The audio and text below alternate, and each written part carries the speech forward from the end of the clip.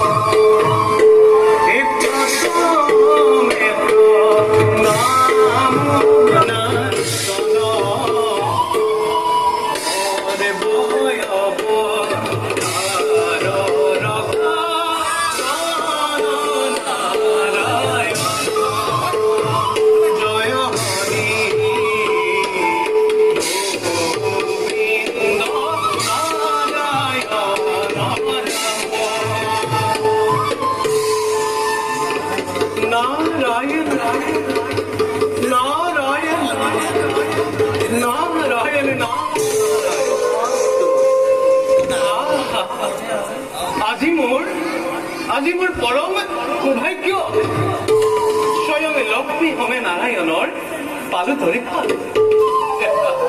সেই জগতৰ প্ৰতি এই মোৰ জগত জননী এই দেৱৰীক্ষী নাৰদৰ অশ্ব প্ৰণিপাত কৰিব গ্ৰহণ।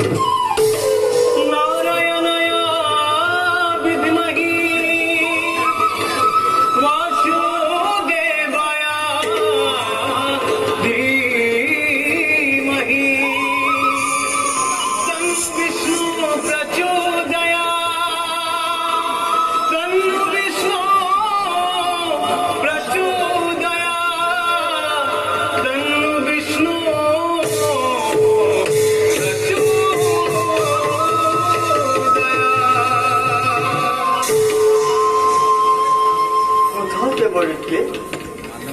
লক্ষ্মী সমে মই তোমাৰ কথাকে আছো চিন্তা কৰি।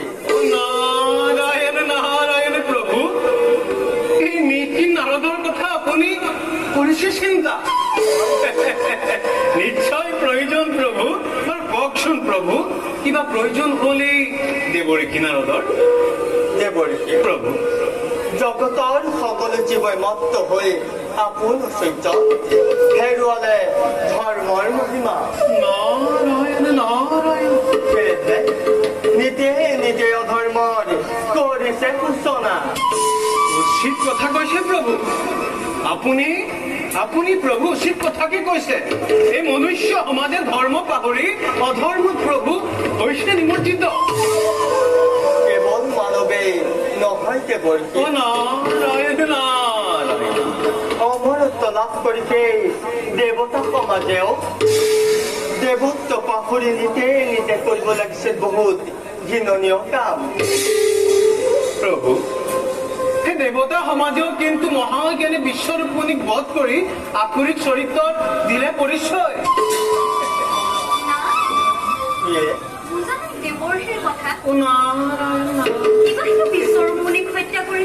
দেৱতা সমাজে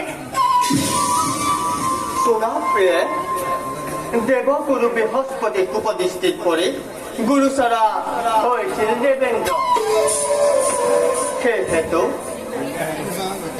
বিশ্বৰূপণিয়ে পবিত্ৰ কৰিছিল দেৱতা সমাজ। দেৱতাৰ যজ্ঞভাগে দানৱকো দিছিল অঞ্চলি জ্ঞানীৰ তস্তাৰ তমত।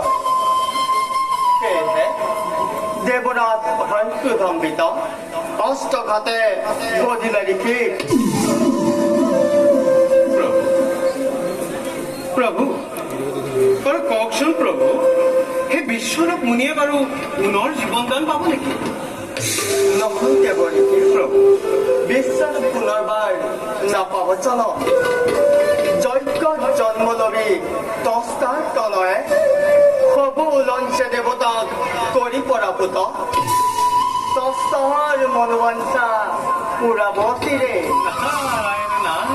দেৱৰ্ষি প্ৰভু তুমিও পালিব লাগিব এক মহান কৰ্তব্য নাৰায়ণ নাৰায়ণ কওক প্ৰভু এই দেৱঋষি নাৰদ সদায় প্ৰস্তুত আপোনাৰ কাৰ্যত দেৱৰ্ষি প্ৰভু তুমি কৈ শ্বেতকেতু ৰাজাক শিৱলোক দৰ্শনৰ দিয়াগৈ উপায় বাৰু প্ৰভু তেনেহলে ময়ো নিষ্কৰ্মত অনুগ্ৰহ কোৱা দেৱৰ্ষি শ্ৰীমতী নাৰায়ণ নাৰায়ণ নাৰায়ণ শ্ৰীমতী নাৰায়ণ নাৰায়ণ নাৰায়ণ নাৰায়ণ নিৰঞ্জন নিৰাকাৰ হৰি